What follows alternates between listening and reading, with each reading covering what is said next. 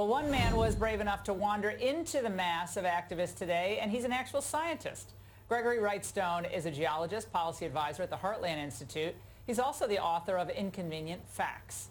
All right, Gregory, we're going to show the audience some of that footage you got today, moments that surprised you. Now, let's start with the age of some of the participants. In this video, I think you can see kids, of course, holding politically charged signs. Don't mess with our mama. I mean, is anything really wrong with that? They're not profane signs, but what do you make of it? Yeah, I tell you what I saw today was rampant abuse. Well, it wouldn't be child abuse, but exploitation of children to promote this alarmist agenda. We had speakers today that ranged in age from 5 years old to 18. All of them had about the same message. We had 12 years before the world was over. They would each list a list of what I call climate apocalypse events. You know them: droughts, deserts, floods, fires, all those things. They were all very similar. All of them promoted getting off of fossil fuels in the next 20 or 30 years. And all of them believed strongly that we could replace all of our electricity with wind and solar, and it just ain't possible. Just not possible. All right, and you also came across a group that calls themselves the Extinction Rebellion, and I guess their founder actually calls for the overthrow of governments. This is going to happen, and if you want it to stop happening, you've got to stop using fossil fuels. And if you want to stop that, you're going to have to rebel against the government. The name of the game is you've got to bring down all the regimes in the world, ideally simultaneously, and replace them. And it to Tommy, I said I wanted to go to it.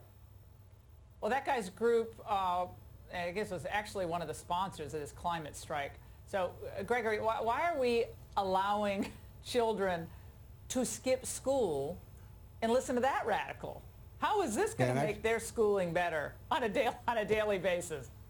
Well, they can stay at home and go to school and be indoctrinated there in climate change, or they can go to here and be indoctrinated. Actually, Pittsburgh Mayor Bill Peduto, our closest thing to a socialist mayor we have here, said he would personally sign excuses for any children that skip school for that day. One of the big things I saw today was the close association between socialism and these activists.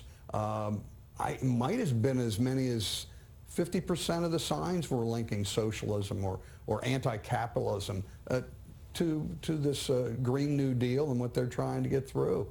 And one of the signs I saw, it said system change, not climate change. Yeah, we have sound illustrating this point. Let's watch.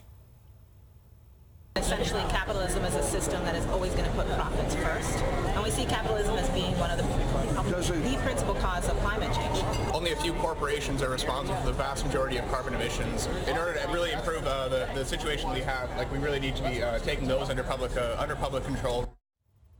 He looks a little old for a elementary school student, that one. But they think more government is going to solve climate problems. And they're all speaking in these bromidal constructions. It's a bumper sticker, repeating lines, but it's really their parents and, you know, their schooling. I think their schooling delivered them to these protests. It's not even their fault. This is just what's being taught.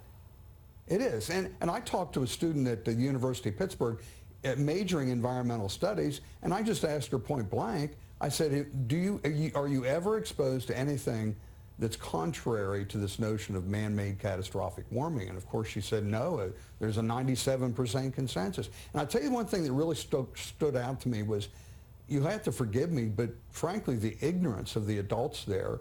They just didn't know many of the basic facts that are controlling the climate or driving the climate. Well, but Greg, this has become a religion. These are a lot of people looking for belonging, and this is the climate club, and they're looking. I'm a conservationist. I love the outdoors. I think we should be good stewards of the environment. I don't like all the plastic. I mean, I'm kind of with that, but this today was it was way beyond climate and environment and conservation, and about anti-capitalism, anti-free market. Was for all these other causes that dovetailed into the radicalization of American politics. So it was, if you think it's just all about saving the whales, It was about a lot more than that. Gregory, thank you so much. And in moments, the Ingraham angle got exclusive footage from the homeless encampments here in Seattle.